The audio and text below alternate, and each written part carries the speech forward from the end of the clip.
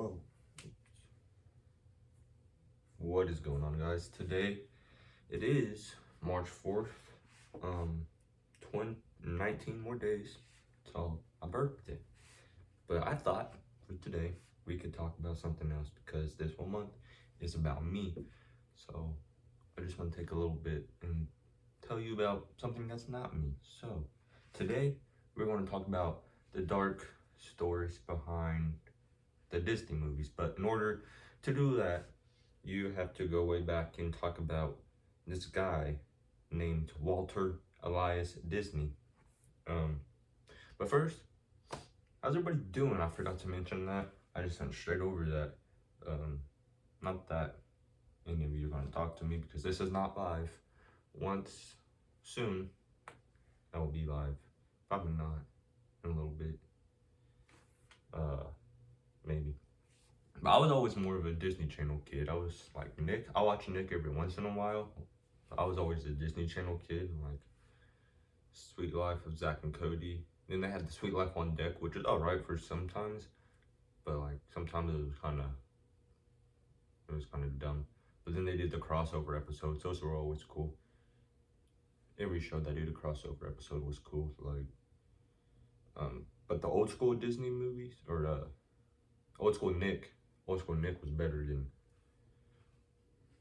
It rivaled Disney Channel back in the day because it had Danny Phantom, dude was goated, Jimmy Neutron, of course SpongeBob SquarePants, that is a pillar of Disney, or Nick.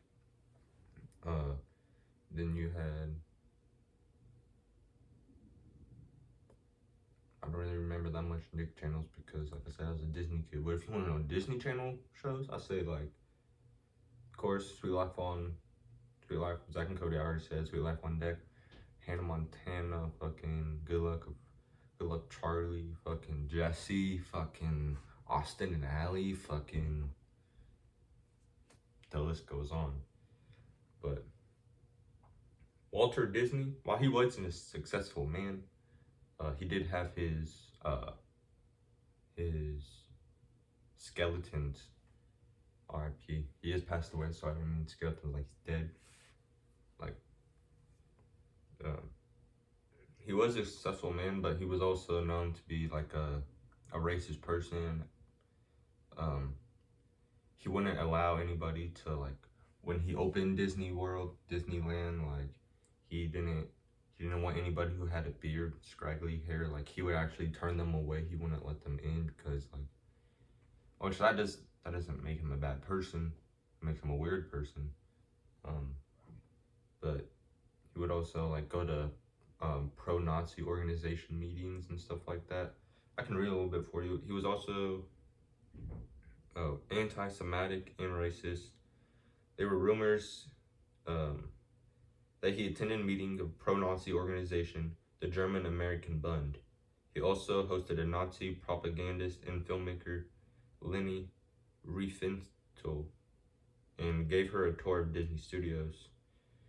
And he was perpetrating black stereotypes, like I don't know if I already mentioned that, but he's known to like perpetrate black stereotypes in his movies, and like, because what I'm gonna talk about later, like all the movies that I talk about later, there's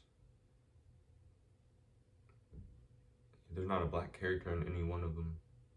So yeah, it was a long time ago, so that doesn't make it okay. So that's the way things were back then, which is not okay. I'm not saying that's okay. Don't cancel me. Hopefully this podcast, I'll have this for the listeners on, hopefully this will be on SoundCloud either later tonight or early tomorrow morning. But if you don't want to listen, you can always go to YouTube at The Rundown. You can see all my videos on there. This one will be on there by tonight.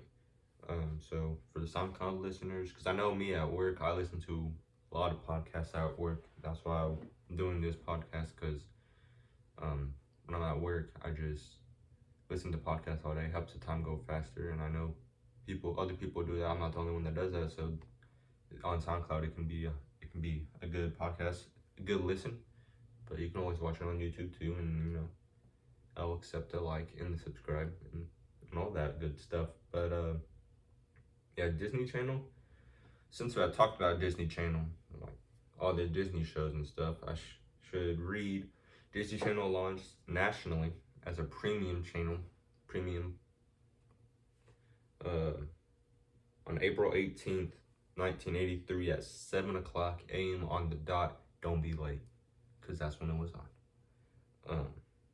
The first program ever aired on the channel is also the first original series, Good Morning Mickey, which presented Disney animated shorts. Shorts are like short movies, like a couple, not movies really, like they were a couple minutes long. I watched a couple of them in high school in history class. It was actually kind of cool. And he was a cool history teacher too. What was his name? Mr. Montgomery. Oh, he was my chemistry teacher. He was also cool though.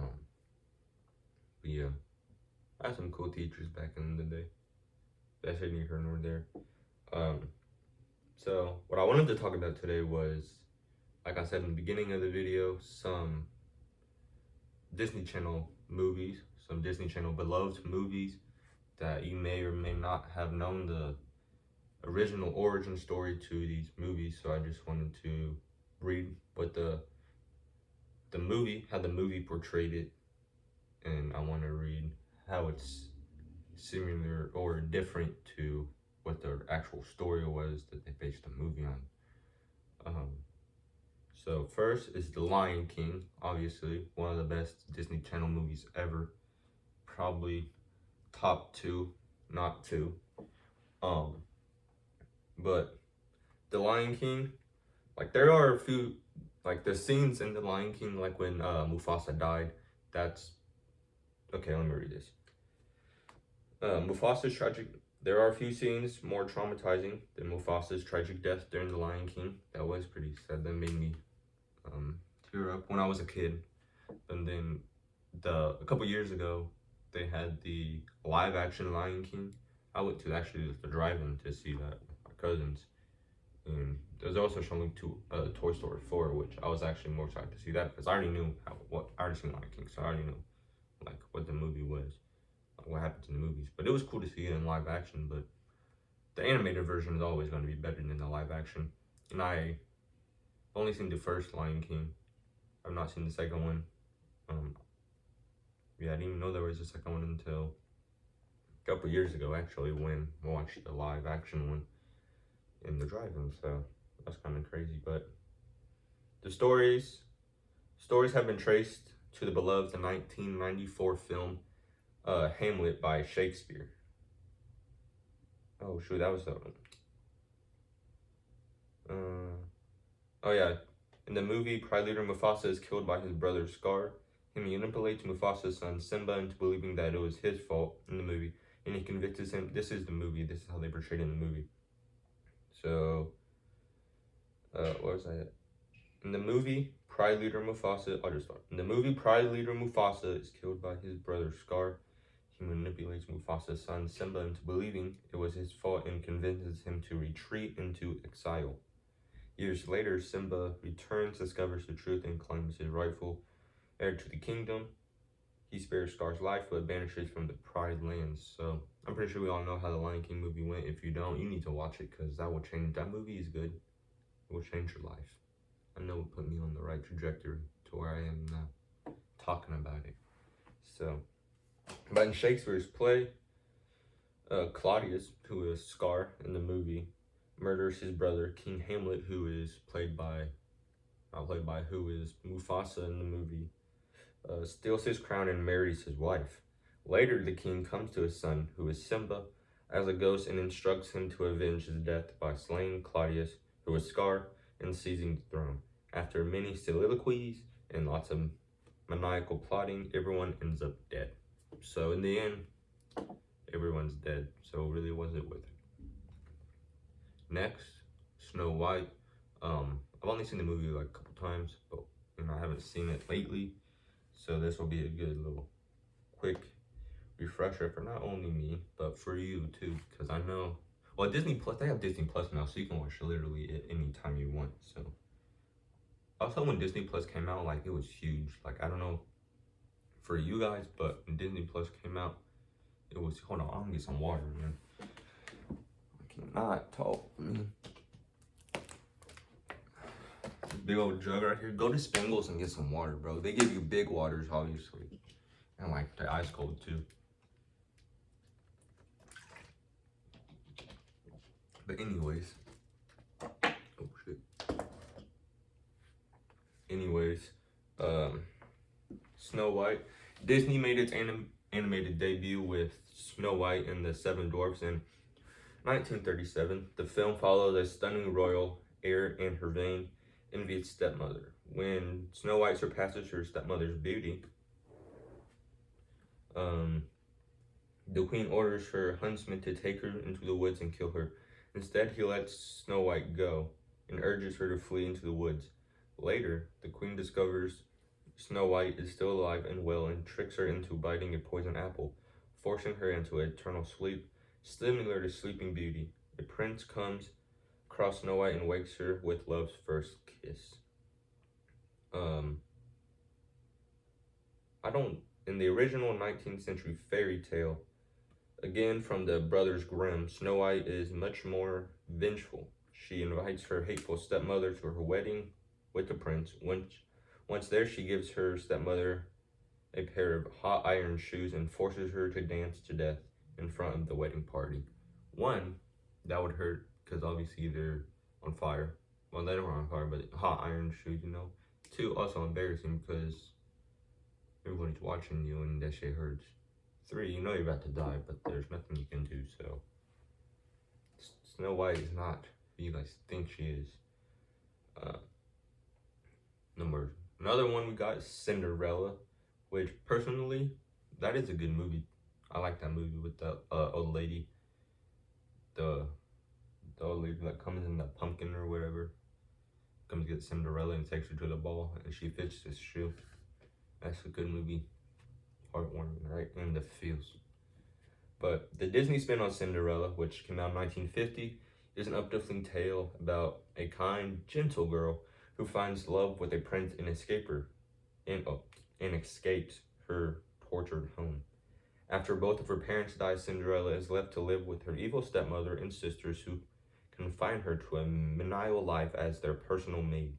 She's gifted with a fairy godmother who helps her attend a royal ball, where she meets her husband-to-be, and eventually lives happily ever after.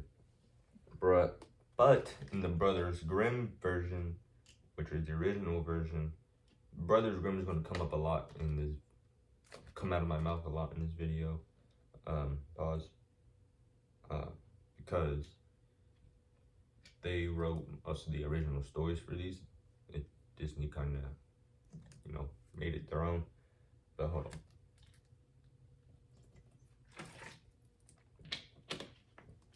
The Brothers Grimm version, however, is flat out grisly. When the prince visits Cinderella's home with her lost glass slipper, her jealous stepsisters don't just try to squeeze their feet into the shoes. One cuts off her own toes and the other slices off her own heel. Cinderella is no angel either, guys. Don't get it twisted. At her wedding to the prince, she orders her little bird friends to fly down and peck out her stepsister's eyes, who probably deserved it because they locked her in the basement. So, Disney has a common trend you will see of making these horrible stories seem like, you know,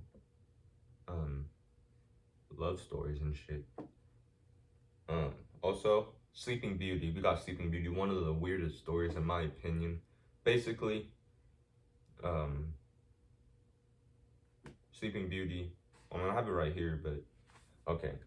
The 1959 animated fantasy Sleeping Beauty follows Princess Aurora, a young maiden cursed at birth to fall into a deep enchanted slumber should she prick her finger on a spindle. Her parents sent her to hide in a woodcutter's cottage where she meets and falls in love with Philip, a handsome young prince to whom she was knowingly betrothed many years ago. An evil witch tricks Aurora into pricking her finger and kidnaps her newfound suitor. but a group of fairies release him, and he wakes Aurora with true love's kiss. But that's as far as it could be from the actual story. Um, it's officially based on Charles Perrault, the beauty sleeping in the wood, and Little Briar Rose by the Brothers Grimm. Again, both of which were inspired by Giambattista.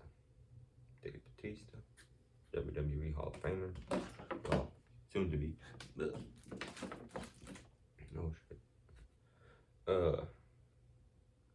1634 fairy tale Sun, Moon, and Talia in Basil's work. A traveling king is unable to wake Aurora, then called Talia, because a splinter in her finger is causing the coma, which is the dumbest. I mean, I don't know if that can actually happen in real life, but that's kind of dumb. In my opinion. Overcame by her beauty, he rapes her while she's unconscious and leaves. She later gives birth to twins in her sleep, and they wake her up by sucking out the splinter. The king returns, but has since married and goes back to his castle. His wife finds out, summons Talia to her kingdom, and attempts to murder her, but the king thwarts the plan. Talia then marries the king who raped her. So, that is her baby daddy, so he needs to take care of his kids. Which, a lot of people need to do that these days. Got some badass kids running around here. That's neither here nor there. Another one is Aladdin. The first installment of Disney's favorite Aladdin draws from relatively modest source material, but its second sequel, Aladdin and the King of Thieves, cranks the psychosis to 10. The Mickey Mouse adaptations picks up at Jasmine and Aladdin's wedding. When a band of thieves raid the celebration, Aladdin discovers the robbers' leader is his long-lost father, and the two embark on a treasure hunt, only to be foiled by his father's criminal battalion. In the end, his father realizes Aladdin is his ultimate prize and abandons his illicit past. Ali Bobby and the 40 Thieves, it's 18th century storybook inspiration. Everybody knows how Aladdin goes. The magic carpet and shit. What? Yeah, the magic carpet and shit, and the genie with the wishes. Aladdin is another classic movie of Disney. Aladdin is another Disney classic movie because I've seen that movie so many times. Like, growing up, we even have an Aladdin video game. It was pretty dope. It was trying to remember how the game was. It was like, this is a real thing. Even though I'm like frozen right now, this is a real thing. You guys, my brother will be able to back me up. We used to have an Aladdin game. It was pretty cool. It was like, you had to get like apples and shit. Like apples were the power ups or whatever, or like the hearts or whatever. Like the more apples you got, the more health you got. And like, of course, the monkey was there, the magic carpet, and then later on you find the genie and shit, and like just like the movie, but like, yeah. But in the original one, his father, instead of reuniting with his son and overcoming his life of greed, he's murdered by a group of bandits when they discover him in their hideout. They dismember him and dismember him and scatter his body parts in the entrance of their cave to warn unwanted visitors. His brother brings his body to a tailor to be stitched together and sent back to his family so they'll think he died of natural causes. The movie is better than the story. Basically, they killed his father and killed his father and ripped him apart, and then they sewed him back together and stitched him up and put him in front of the hideout so nobody would come in there and bother him. So that's pretty much how that goes. Hold on, guys. My throat's fucking killing me.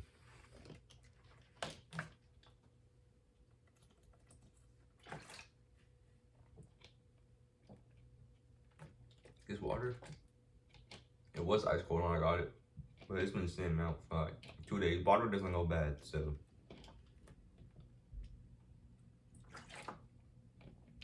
Beauty and the Beast was another tale illustrating the importance of giving people a chance. The 1991 musical follows a young, beautiful bookworm named Belle. One day, her horse leads her to a castle where a bewitched beast is holding her father captive. She offers to take her father's place, and he reluctantly agrees. Over time, the beast develops feelings for Belle, which she gradually returns. She confesses her love, and he's transformed back into the prince he once was. Disney's version doesn't change all that far from Jean Marie the Prince de Beaumont's 18th century fairy tale, but it does exclude a few details. A few of in her version, Belle has two wicked older sisters. During her stay in the castle, the beast grants her permission to visit home for a week. Her sisters are immediately envious of the fine jewelry, and clothing she returns with, and attempts to keep her past the beast's 7-day deadline in the hope that she'll be so furious he eats her alive. Which, that's why that story ended, her story. So I don't know if he does eat her alive. But if they did, I think they'll be in there. But it's always, that's why it's good, because it leaves it open for discussion, for conspiracy theories and shit. Pocahontas is based on a real historical figure. In Disney's 1995 retelling, she is the strong, free-spirited daughter of Powhatan Chief Padawan. When English settlers arrive to colonize her native land, she ends up falling in love with the handsome John Smith. That's the whitest name ever, John Smith. It's John Smith. That is the whitest name ever. If you guys know another whiter name, put it in the comments below, and we can have like today's society, we would get canceled for that, so never mind. That's why I think The Office, like if any of you guys watch The Office, not the UK version, the American version with Michael Scott and all those other people, with the guy who played Jim, what's his name, Krasinski. That one was good. I've actually seen like every season like at least 3 times when it was on Netflix. Now it's on like The Cock or some Peacock. But what was I talking about? In 1995, she is strong, free-spirited daughter. When English settlers arrive to colonize her native land, she ends up falling in love with the handsome. After a lengthy battle, she negotiates peace between his British compatriots and her tribe. But in reality, that did not go that way. Pocahontas was around 10 to 12 years old when the settlers came to colonize the village. And John Smith was about 30, so that was weird. But at the time, that was normal. That's how it went. But I'm not saying this is good. I'm not saying this right. But that's how it went. They said they never had sex, even though there is evidence from Smith's diaries that he raped and impregnated her. During war, she was kidnapped and held in captive. She later married an Englishman named John Rolfe. She likes John's. Returned with him to Britain, where she was allegedly showcased as a civilized savage. She died of unknown causes at the age of 21. I'm about to be 21, guys. So hopefully I don't die. Not quite the love story Disney made it out to be. Like I said, Disney always makes these bad stories into love stories, which, I mean, there's always 2 sides to the story. So I guess you can do that if you want. The Hunchback of Notre Dame, which I never really, like, every time that movie was on, I watched it in history class. I did not pay attention because I didn't understand the movie. Because 1, I was not paying attention. 2, I didn't understand because I wasn't paying attention at the beginning, and then I got into the movies and I was confused. So then this will be another good reminder of the movie. The Hunchback of Notre Dame is an important lesson that beauty is only skin deep. Beauty, you can see beauty on the outside, but to really know someone, you have to lock them in your basement to really know how beautiful they are.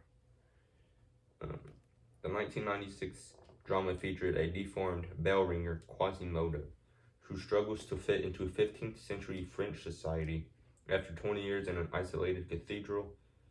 Like I said, 3 living gargoyles, Quasimodo's only companions, convince him to venture into town for the Festival of Fools. There he encounters a kind gypsy named Esmeralda. She saves him from ridicule, and the two become friends. Eventually, they fall in love. So like I said, love story. But in reality, well, not in reality,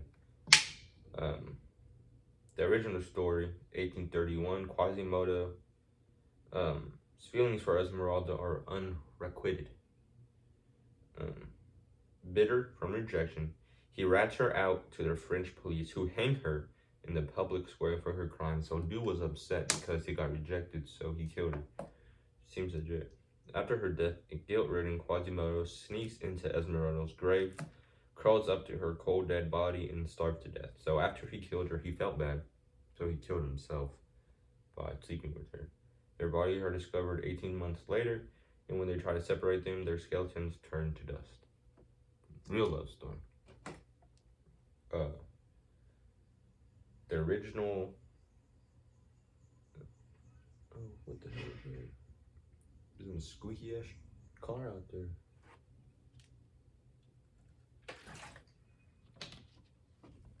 Next up, we got Peter Pan. Another good movie in my opinion. Original. It's not original, but the original story doesn't. It's not that.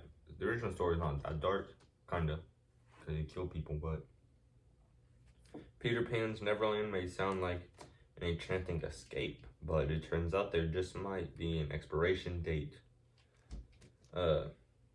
Inspired by J.M. Barrie's 1904 play, the 1953 film explores a young English girl named Wendy's visit to Peter Pan's grown-up free getaway. Once there, she meets an array of magical characters, including hot-headed pixie Tinkerbell, which everybody was on their Tinkerbell shit a couple. You said like a decade. It's been like a decade now, but there still is some Tinkerbell fans out there. She native princess Tiger Lily and vindictive pirate Captain Hook, who he was pretty cool, and the alligator. After an adventurous night, she returns home to London. Which London, I don't know. I don't want to go to London. You guys want to go to London? London Bridge is falling down. In Barry's version, however, Peter is more spiteful than charming. He doesn't just dislike adults, he loathes them, and so kills lost boys. His right-hand lads, when they start getting too old, the boys on the island vary in numbers according to as they get killed and so on. So, I mean, the number of people on the island varies because as they get older, he kills them because he doesn't like adults. So you have 18 years to live, and then you gotta hide because he will kill you, and he can fly too, so he'll find you. Hopefully, I'm not being too loud, but fuck it, because there's people outside trying to work. But they're the ones being loud because I'm recording this shit. So yeah, as they grew up, he killed them because he didn't like adults. So, and the faster he breathes, every time takes he breathes intentionally quick, short breaths because Neverland has a saying that every time you breathe, a grown-up dies. So everybody stop breathing right now. I just saved your fucking life. Pinocchio. As far as Disney films go, Pinocchio's 1940 big screen rendition is already pretty dark. Misbehaving boys are brought to the deceptively named Pleasure Island, transformed into donkeys, and sold into slave labor. But the central plotline is far less. Following a wooden marionette brought to life by the Blue Fairy. The living puppet must overcome his penchant for lying, which famously causes his nose to grow in order to become a real boy. A real boy. Yeah, everybody knows how Pinocchio goes. Everybody knows Pinocchio. The more he lies, the bigger his nose grows, was the story. But then he became a real boy because he stopped lying.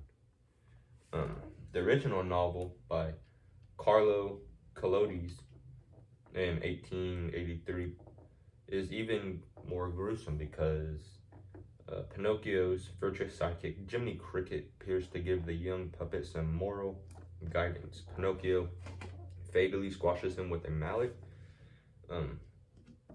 As they get further into the story, Pinocchio is nearly drowned. A pack of dogfish half devour him. The fuck is that? Dogfish. And he comes across a fox and cat who steal his money and unsuccessfully attempt to hang him. Eventually, however, he does become a full-fledged breathing boy, just like in the movie. So in the end, same result. Hercules, 1997, features a fallen teen god on a mission to become a true hero. Throughout his quest, he confronts a number of sinister monsters, including a centaur, Cyclops, and the snake-headed Hydra, all summoned by his father Zeus's evil and jealous brother Hades. Along the way, Hercules falls in love with a small-mouthed damsel called Meg. Despite her stints as Hades' minion, Hercules ventures to the underworld to save her soul after her death, and later chooses to remain on Earth by her side, then ascend to the heavens and live with his immortal family. That is not how the original story is. I'll tell you in a minute. It's like everything else in this video, man.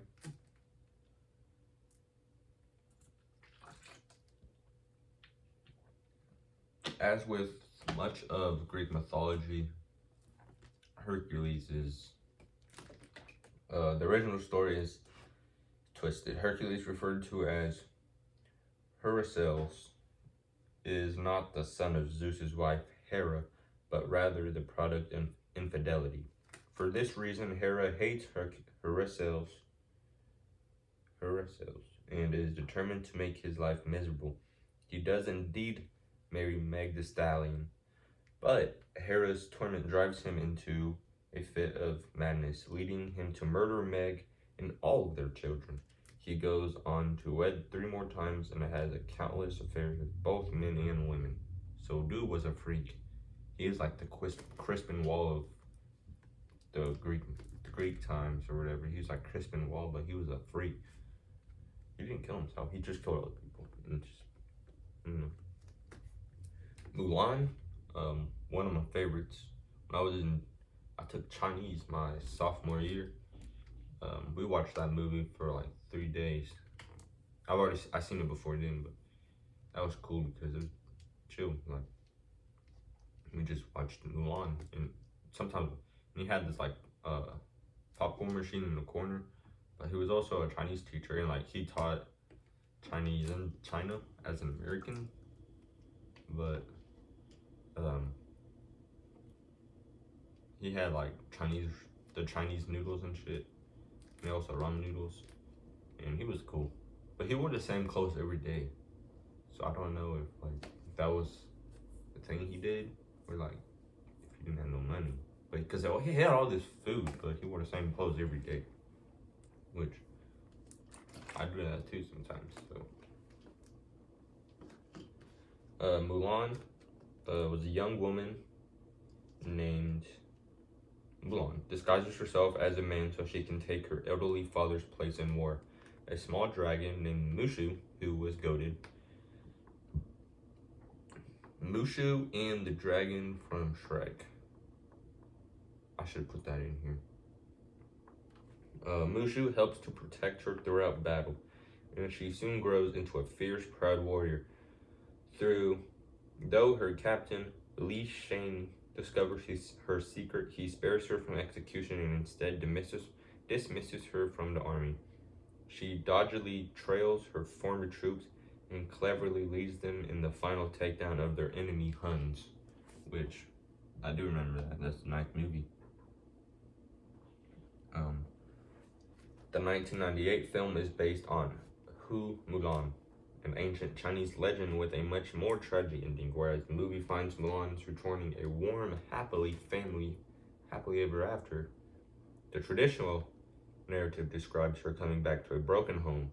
Her father has long been dead, and her mother has since remarried because she didn't give a shit. And she's then summoned to the Temperor's place, where she becomes pretty much a prostitute and commits suicide in order to escape a longer life of prostitution.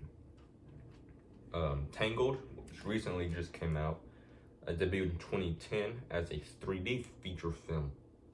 I never went to go see it in the movie. It's loosely based on the Brothers Grimm's, again, Rapunzel in 1812, and centers around a princess with long magical hair who's desperate to escape her secluded tower. She convinces Gothel, her captor, to let a passing vagrant known as Flynn escort her into town for 3 days, where they live happily ever after upon her original kingdom, partake in a celebration. She's later recaptured, but Flynn, real name is Eugene, comes to rescue. Together, they vanquish Gothel, turn to a castle, and eventually marry. So, like I said, it's a love story by Taylor Swift. It's another banger. Romeo and Juliet. And the Grimms take Rapunzel falls in love, and the Brothers Grimms, again, like, they're everywhere. They're like roaches. Rapunzel falls in love with a traveling prince.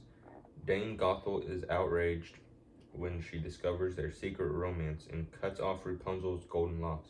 She cut off all her hair. She then uses the severed hair to lure the prince to Rapunzel's tower. She pushes the horrified prince out of the turret as he's climbing the hair, and she lets go of the hair as he's climbing, and he falls eyes first into a thorn bush, leaving him brutally blinded. Despite its morbid trajectory, the story has a hopeful ending. After wandering across the forest for days on end, the prince eventually reunites with Rapunzel, and her tears restore his vision. So she cries into his eyes, and he gets his sight back, which, if you're blind, have someone do that, and, maybe that'll work. Little Mermaid. Man, I used to have a crush on Ariel. She was Disney's 1989 musical unfolds with grand romance, seaside fantasies, and a soaring award-winning score. A young, beautiful mermaid named Ariel dreams of living on land, falls in love, and defeats Ursula, an underwater witch, so she can sail off into the sunset with her handsome prince. A little darkness looms beneath the surface. Slaying Ursula is the only ticket to a happy ending, but the story is predominantly tame. Hans Christian Andersen's 19th century version of The Little Mermaid, however, is much bleaker. In the movie, Ariel simply trades her voice for a pair of human-friendly legs. Land-friendly legs. The prince, but here Ursula sells her a potion that makes her feel as if a sword is slicing through her body every time she takes a step. The prince discovers Ariel after she washes to shore and brings her back to his castle, where he forces her to dance for him despite her searing pain. Later, a heartbroken Ariel discovers he's marrying another woman, that bitch. In order to reunite with her mermaid family, she must kill the prince and let his blood drip across her feet. But instead, since she's such a nice mermaid, she didn't do that, and she turned into sea foam for the rest of her life. And last, we have The Fox and the Hound. The Fox and the Hound follows the unlikely friendship of a red fox named Todd and his hound dog, Comadre Copper. My bad. I never seen the movie. As they grow older, their divergent worlds increasingly pit them against each other as inborn rivals. Despite their best efforts, they eventually succumb to the natural order. That is until a whirlwind chases backs Copper into a dangerous corner, and Todd can't resist stepping in to save his former friend. Copper later returns to favor the two part ways amicably.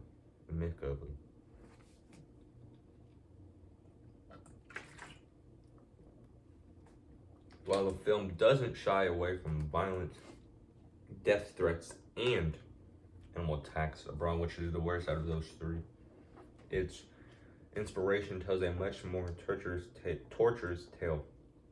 In Daniel P. Manning's 1967 novel of the same name, Todd is responsible for the death of Copper's owner's favorite dog. In turn, Copper is trained to hunt only Todd and no other foxes. He pursues him so vengefully that Todd eventually collapses and dies from exhaustion. Later, the owner, a longtime alcoholic, tearfully shoots Copper so he can move to a nursing home. Basically, everyone's either miserable or dead in the original one. And that's what it sounded like in the movie too. I never seen that movie, so well, I have The Fox and the Hound and what was that movie? Was that movie when they ate the spaghetti?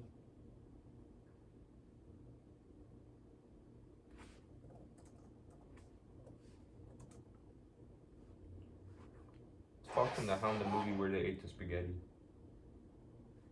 If I'm wrong, everybody is gonna let me know. Oh yeah, they were eating spaghetti in that one. I do remember that movie. I didn't know that they were killing each other and trying to kill each other. Mickey Mouse Clubhouse, of course, is another classic show. Mickey Mouse Clubhouse. Miska, Mouseketool. It's Mickey Mouse and Handy Manny. You guys remember Handy Manny? That show was fucking. But of course, Manny, he was handy. And then you had all the trucks and shit. That was a goated show. Bambi too. Bambi was another one that I left off because it was kind of lame. It was just about a story about a story of a deer's life that is in the woods. That's Bambi. So that I read.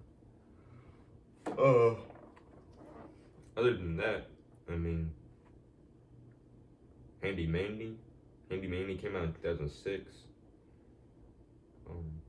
Don't know any of these actors.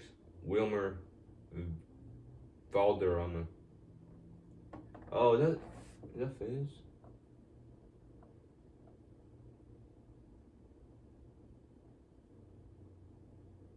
Oh, I don't know. I don't want to see it. Oh, he was in that 70s show. The dude that played Handy Manny is in that 70s show. Oh shit.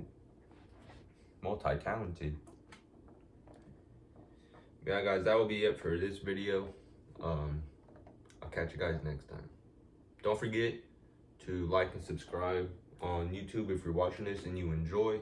For the people listening, hopefully tonight or tomorrow on SoundCloud, have a good day, and I love you. And go watch on YouTube, go leave a like and subscribe. Go follow me on Instagram at TheRundown2022. Also, don't forget to live a little bit. And I'll see you tomorrow. No.